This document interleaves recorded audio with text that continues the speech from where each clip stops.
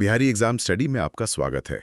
ये हमारी modern history यानी आधुनिक इतिहास की फुल कवरेज सीरीज का हिस्सा है। और आज हम थोड़ी गहराई से पड़ताल करेंगे ब्रिटिश शक्ति के विस्तार और उसके सुदृढ़ीकरण की।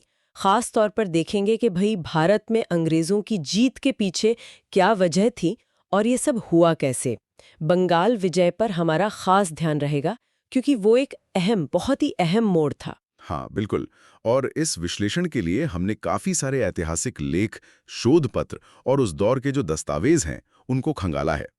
हमारा मकसद है कि प्रतियोगी परीक्षाओं, खासकर यूपीएससी के नजरिए से ब्रिटिश विजय के उन जटिल पहलुओं को सामने लाया जाए, उन्हें समझा जाए जो अक्सर सतही तौर पर नजरअंदाज हो जाते हैं। और बंगाल में उनकी जो शुरुआती जीत थी उसका विश्लेषण तो इसमें बिल्कुल केंद्र में रहेगा। बिल्कुल। तो चलिए उस सवाल से शुरू करते हैं जो इतिहासकारों के बीच हमेशा एक बहस का मुद्दा रहा है। हाँ, कि ये जो भारत में ब्रिटिश राज स्थापित हुआ, क्या ये महज एक इत्तेफाक था या फिर एक सोची समझी पूरी प्लान की हुई चाल थी? स्रोत हमें दोनों तरह की बातें बताते हैं, है ना? जैसे जॉन सीली और कुछ और इतिहासकार कहते हैं कि ये सब बस होता चला गया, अंग्रेजों का कोई ऐसा बड़ा प्लान नहीं था शुरू में। पर सोचने वाली बात है, एक कंपनी जो व्यापार कर रही है, जिसके पास अपनी सेना है, क्या वो राजनीतिक मौकों को ऐसे ही जाने देगी? आपका सवाल बिल्कुल वाजिब है और यही असल में इस बहस का केंद्र है। देखिए, जॉन सिली का जो अनुपसित मन वाला सिद्धांत है ना, वो यही कहता है कि अंग्रेज तो भाई मुख्य रूप से यहाँ ट्रेड करने आए थे। उनका शुरुआती इरादा कम से कम लंदन में बैठे डायरेक्टर्स का कोई साम्राज्य बनाने का नहीं था। वो तो यहाँ की जो रियासतें थीं, उनके आपसी झगड़ों में, यहाँ की राजनीतिक अस्थिरता में उलझते चले गए। और फिर एक के बाद एक हालात कुछ ऐसे बनते गए कि उन्हें इलाके जीतने पड़े, जैसे मानो अनजाने में ही पूरा साम्राज्य खड़ा हो गया। अच्छा, मतलब हालात ने उन्हें मजबूर कर दिया एक तरह से। हाँ, इस नजरिए के हिसाब से तो यही लगता है। उनका तर्क ये भी है कि अगर कोई पहले से बना बनाया मास्टर प्लान होता तो ये जो विजय की प्रक्रिया थी ये इतनी धीमी क्यों थी। कई बार तो वो हिचकिचाते भी नजर आते हैं, लेकिन जैसा आपने भी इशारा किया, ये शायद पूरी कहानी नहीं है। तो फिर दूसरा पक्ष क्या कहता है? क्या स्रोत किसी योजनाबद्ध रणनीति की तरफ भी इशारा करते हैं? कोई प्लान था क्या? निश्चित रूप से। देखिए, जो दूसरा नजरिया है वो इस संयोग वाली बात को पूरी तरह खारिज नहीं करता, लेकिन उसे अधूरा जरूर मानता है। उनका कहना है कि भाई हो सकता है शुरुआत में ईस्ट इंडिया कंपनी के डायरेक्टर लंदन में बैठकर भारत विजय की योजना न बना रहे हों, लेकिन जो कंपनी के अधिकारी भारत में मौजूद थे, जो गवर्नर जनरल यहाँ आए, जो सेनापति थे, वो मौके का फायदा उठाने में जरा भी पीछे नहीं रहे। जूडिथ ब्राउन जैसे इतिहासकारों का यही मानना है कि भारत का जो अपार आर्थिक आकर्षण था, मतलब यहाँ से जो पैसा कमाया जा सकता था, वो फिर कंपनी के अधिकारियों की अपनी व्यक्तिगत महत्वाकांक्षा है, उनका लालच, और यूरोप में जो चल रहा था, फ्रांस जैसी शक्तियों के साथ उनकी प्रतिद्वंदिता, इन सब ने मिलकर उन्हें भारत में राजनीतिक और सैनिक दखल बढ़ाने के लिए उकसाया। अच्छा, मतलब जो लोग यहाँ जमीन पर थे उन्होंने मौके को पहचाना और उसका फायदा उठाया, भले ही लंदन से कोई सीधा आदेश आया हो या ना आया हो। हाँ बिल्कुल। और धीरे धीरे ये एक सचेत नीति बनती चली गई। आप देखें 18वीं सदी के मध्य तक आते आते, खासकर प्लासी के बाद, ये बिल्कुल साफ होने लगा था कि कंपनी अब सिर्फ व्यापारी नहीं रहना चाहती, वो एक राजनीतिक शक्ति बनना चाहती थी। और ये उस वैश्विक रुझान का भी हिस्सा था जहां यूरोपीय देश एशिया, अफ्रीका, अमेरिका में अपने उपनिवेश बना रहे थे। तो भारत में ब्रिटिश विजय कोई अकेली अनोखी घटना नहीं थी, बल्कि ये उस बड़ी औपनिवेशिक प्रक्रिया का एक महत्वपूर्ण अंग थी। ठीक है, तो मतलब चाहे संयोग से शुरुआत हुई हो या बाद में योजना बनी हो, असलियत तो यही है कि अंग्रेज सफल हुए। और ये सफलता तब मिली जब भारत में मराठा, मैसूर, हैदराबाद जैसी बड़ी और ताकतवर रियासतें मौजूद थीं। तो फिर सवाल ये उठता है कि आखिर अंग्रेजों की सफलता के पीछे राज क्या था? स्रोत किन बातों पर ज्यादा जोर देते हैं? क्या उनके हथियार ही इतने बेहतर थे? देखिए, बेहतर हथियार और सैन्य तकनीक ये एक अहम पहलू जरूर थे, इसे हम नकार नहीं सकते। अंग्रेजों के पास बेहतर तोपें थीं, उनकी जो मस्किट यानी बंदूकें थीं वो ज्यादा तेजी से लोड और फायर की जा सकती थीं। लेकिन शायद सबसे बड़ा फर्क उनकी पैदल सेना के अनुशासन और ट्रेनिंग में था। वो जो यूरोपीय तरीके से प्रशिक्षित पैदल सेना थी ना, जो लाइनों में खड़ी होके एकदम अनुशासित तरीके से लगातार फायर कर सकती थी, वो अक्सर भारतीय सेनाओं पर भारी पड़ती थी। भारतीय सेनाएं ज्यादातर घुड़सवार सेना पर निर्भर रहती थीं और उनमें व्यक्तिगत वीरता पर ज्यादा जोर होता था, न कि सामूहिक अनुशासन पर। लेकिन हमने ये भी पढ़ा है कि टीपू सुल्तान जैसे कुछ भारतीय शासकों ने भी अपनी सेना को यूरोपीय तर्ज पर ढालने की कोशिश की थी। उन्होंने तो रॉकेट तक का इस्तेमाल किया था। फिर भी वो क्यों पिछड़ गए? क्या सिर्फ हथियार ही सब कुछ थे? आपने बिल्कुल सही मुद्दा उठाया, और यही बात दिखाती है कि हथियार ही पूरी कहानी नहीं है। श्रोथर दो और चीजों पर बहुत जोर देते हैं, एक तो सैन्य अनुशासन और दूसरा नियमित वेतन।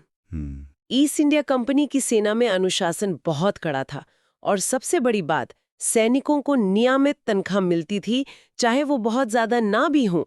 इससे उनकी वफादारी बनी रहती थी और सेना पर कंपनी का नियंत्रण रखना आसान था। अच्छा, और भारतीय शासकों की सेनाओं में क्या स्थिति थी इस मामले में? उसके ठीक उलट, कई भारतीय शासकों की सेनाएं अब भी सामंती ढंग की थीं।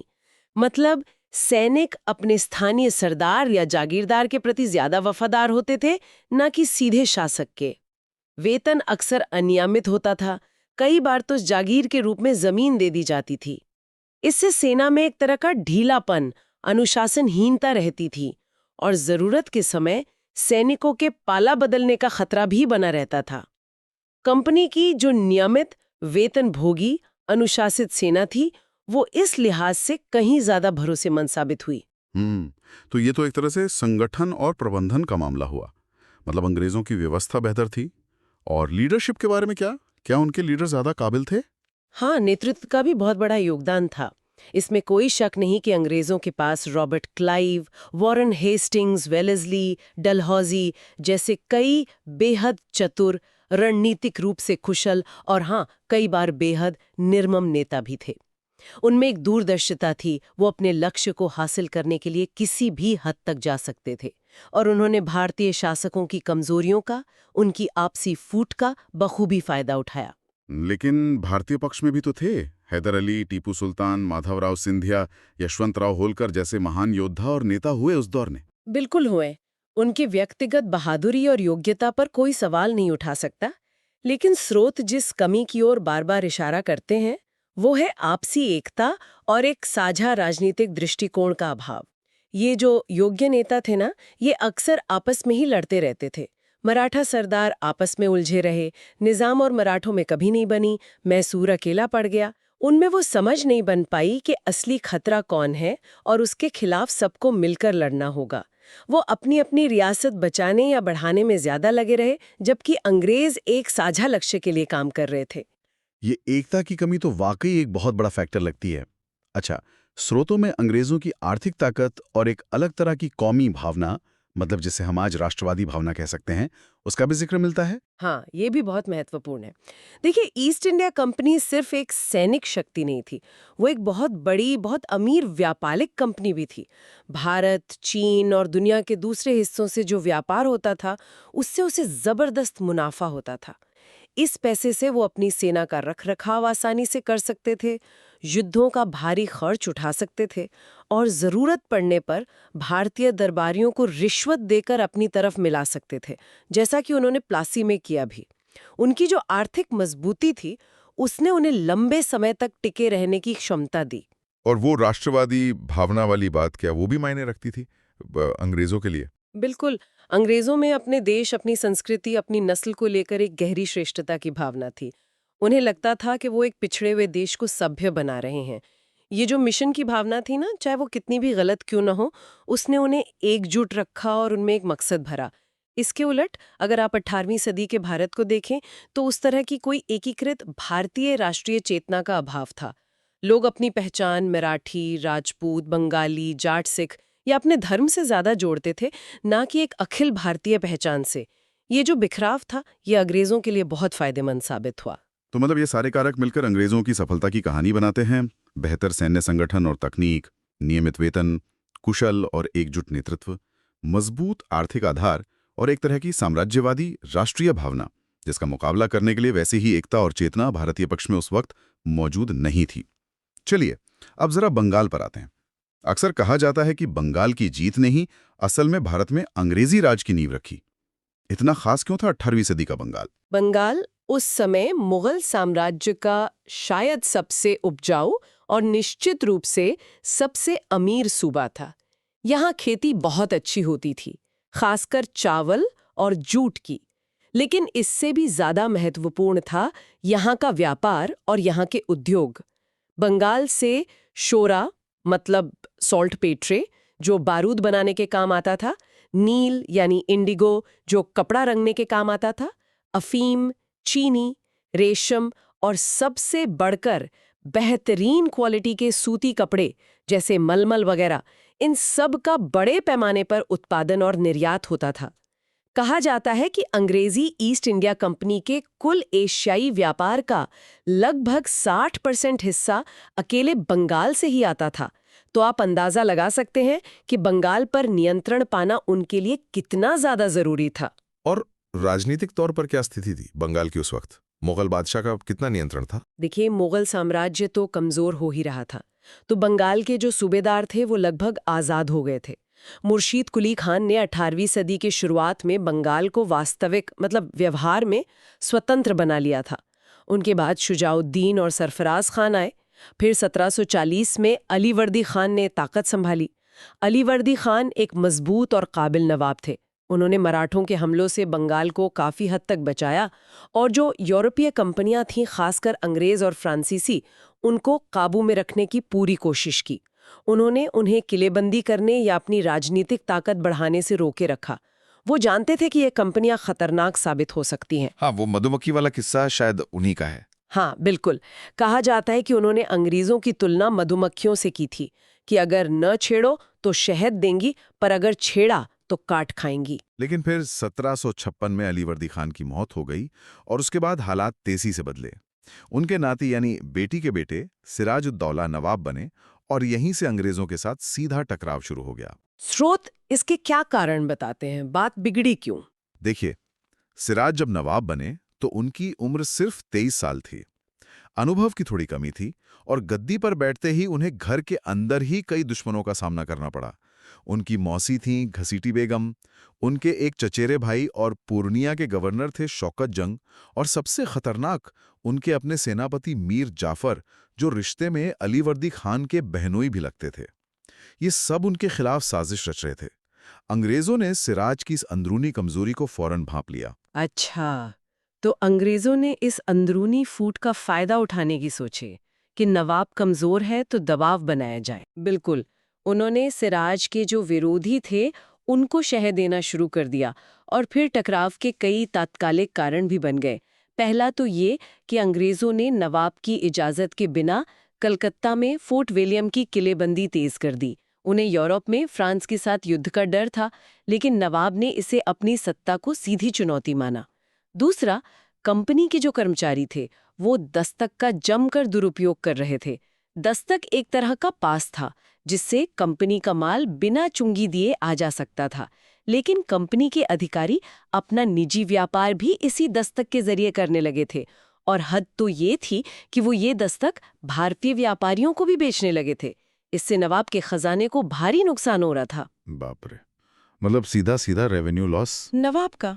और तीसरा कारण शायद वो किसी भगोड़े को शरण देने वाला मामला था। हाँ, वो भी एक अहम मुद्दा बना। नवाब के एक अधिकारी थे ढाका के दीवान राजवल्लभ, उनके बेटे कृष्णदास पर सरकारी पैसे के गबन का आरोप था। वो काफी सारा खजाना लेकर भागकर अंग्रेजों की शरण में कलकत्ता चला गया। सिराज ने उसे सौंपने की मांग की, लेकिन अंग्रेजों ने इनकार कर दिया। अब ये नवाब के लिए सीधी सीधी अवमानना थी। उसे लगा कि ये अंग्रेज तो उसकी सत्ता को मान ही नहीं रहे हैं। इन सब बातों से तो किसी भी शासक का गुस्सा बढ़ना स्वाभाविक था। फिर सिराज ने क्या कदम उठाया? सिराज ने शायद सोचा कि अब इन पर नकेल कसना जरूरी है।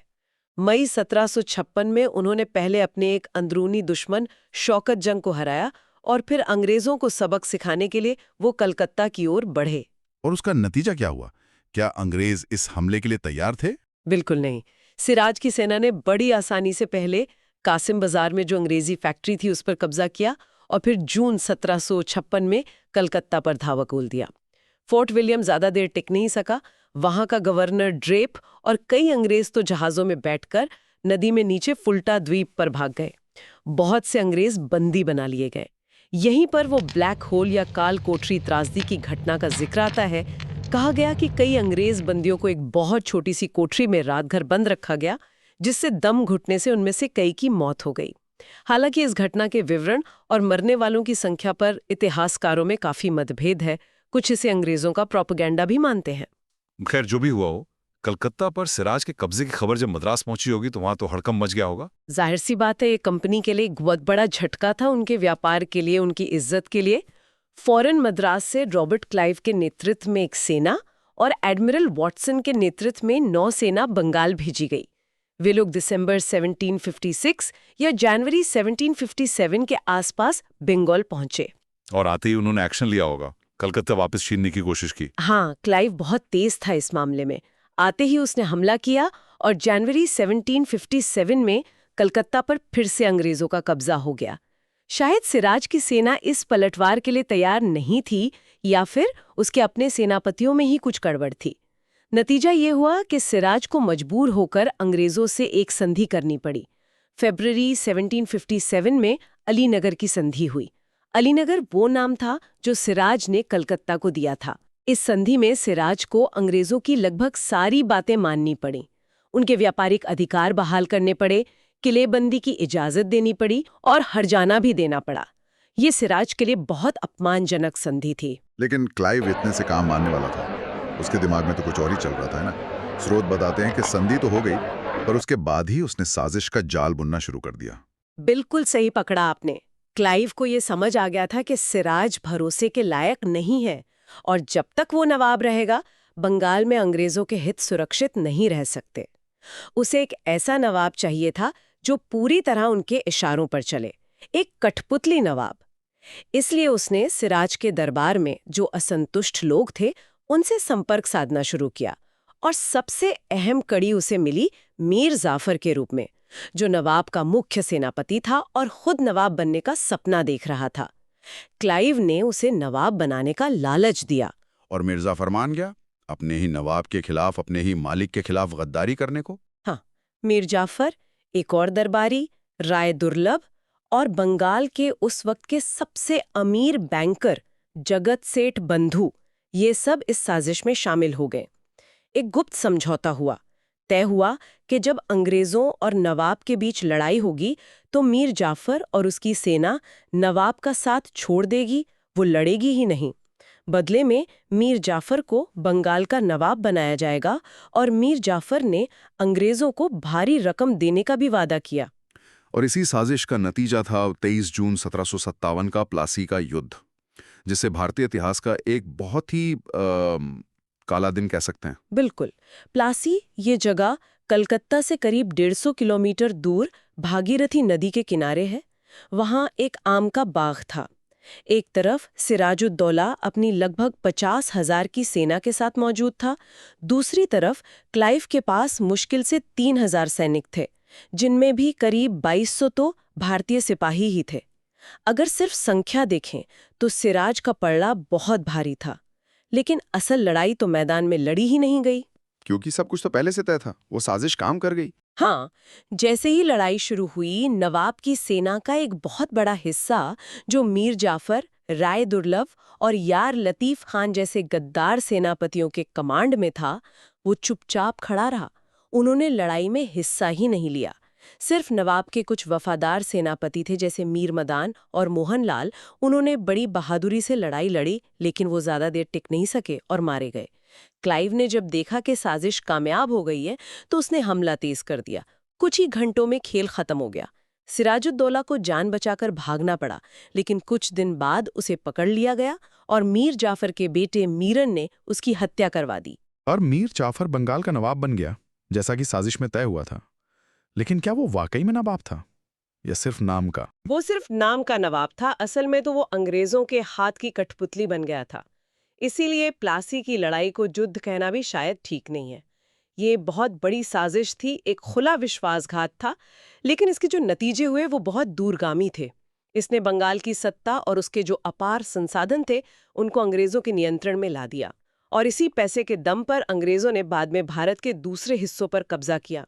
प्लासी ने ईस्ट इंडिया कंपनी को एक व्यापारिक कंपनी से एक राजनीतिक और सैनिक शक्ति में बदल दिया, और कह सकते हैं कि यहीं से भारत की गुलामी की कहानी असल में शुरू होती है। तो ये थी कहानी ब्रिटिश शक्ति के विस्तार की और ख़ास तौर पर बंगाल विजय की। हमने देखा कि कैसे कई सारे कारक थे, सैन्य श्रेष्ठता, बेहतर संगठन, कुशल नेतृत्व, आर्थिक मजबूती, कूटनीतिक चालें, साजिशें और साथ ही भारतीय शासकों की आपसी फूट और एकता की कमी, इन सब ने मिलकर अंग्रेजों की जीत का रास्ता साफ किया। बंगाल की विजय, खासकर प्लासी, इस पूरी प्रक्रिया में एक टर्निंग पॉइंट, एक निर्णायक मोड़ साबित हुई। और हाँ, जो लोग यूपीएससी या दूसरी परीक्षाओं की तैयारी कर रहे हैं, उनके लिए समझना बहुत जरूरी है कि इतिहास सिर्फ घटनाओं का एक ब्यौरा नहीं है, बल्कि उनके पीछे के कारणों, प्रक्रियाओं और उनके परिणामों का विश्लेषण है। प्लासी सिर्फ एक लड़ाई नहीं थी, ये उस जटिल प्रक्रिया का एक बहुत महत्वपूर्ण हिस्सा थी जिसने भारत का भविष्य हमेशा के लिए बदल दिया। ये दिखाती है कि कैसे अंदरूनी कमजोरियां और बाहरी महत्वाकांक्षाएं मिलकर इतिहास की धारा को मोड़ सकती हैं। बिल्कुल, स्रोत हमें घटनाओं की बहुस्तरीय सच्चाई दिखाते हैं। चलिए, श्रोताओं के लिए एक सवाल छोड़ जाते हैं। जरा सोचिए, अगर प्लासी में मीर जाफर और दूसरे सरदार सिराजुद्दौला के प्रति वफादार रहते, अगर वो साजिश कामयाब न होती, तो क्या होता? क्या अंग्रेज तब भी बंगाल जीत पाते? शायद मुश्किल होता। और अगर नहीं, तो आज भारत का नक्शा और हमारा इतिहास कैसा होता? इस पर विचार करना हमें इतिहास को और गहराई से समझने में यकीनन मदद कर सकता है। बिहारी एग्जाम स्टडी में आपका स्वागत है। ये हमारी मॉडर्न हिस्ट्री यानी आधुनिक इतिहास की फुल कवरेज सीरीज का हिस्सा है। और आज हम थोड़ी गहराई से पड़ताल करेंगे ब्रिटिश शक्ति के विस्तार और उसके सुदृढ़ीकरण की। खास तौर पर देखेंगे कि भाई भारत में अंग्रेजों की जीत के पीछे क्या वजह थी और ये सब हुआ कैसे। बंगाल विजय पर हमारा खास ध्यान रहेगा क्योंकि वो एक बहुत ही अहम मोड़ था। हाँ, बिल्कुल।